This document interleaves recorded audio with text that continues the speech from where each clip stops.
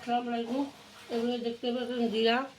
যাদের বাড়িতে ব্লেন্ডার নাই, শিলপাটা নাই, তারা এভাবে জিরাকে গুঁড়া করতে পারেন। দেখুন আমি একটা পলিথিন নিয়েছি, নিয়ে জিরাগুলাকে এখানে ঢুকাইলাম, ঢুকাচ্ছি আস্তে আস্তে করে।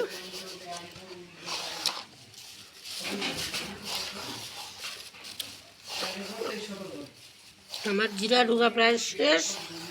এখন আমি পলিথিনটার মুখটা এভাবে মুড়াই দেবো, দিয়ে এই যে পাথর দিয়ে এইভাবে আমি বাড়ি দিব। নিমিষের মধ্যে জিরা গুঁড়া হয়ে যাবে।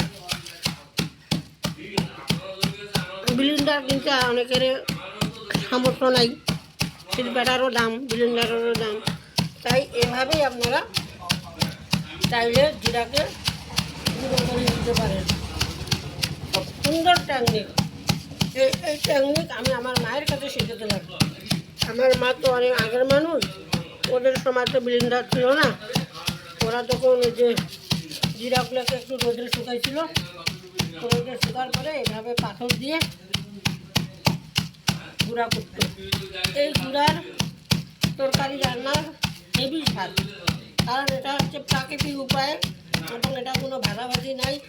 গুঁড়ার যেটা নির্যাস থাকে, সেই নির্যাসে তরকারি যদি রান্না করি, তরকারিটা অনেক সুস্বাদু এবং টেস্টি হয়।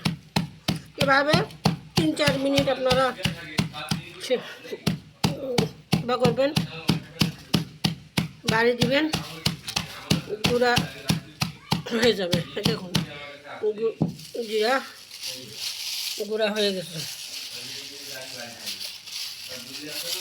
সবাইকে আবারও ধন্যবাদ। আসসালামু আলাইকুম।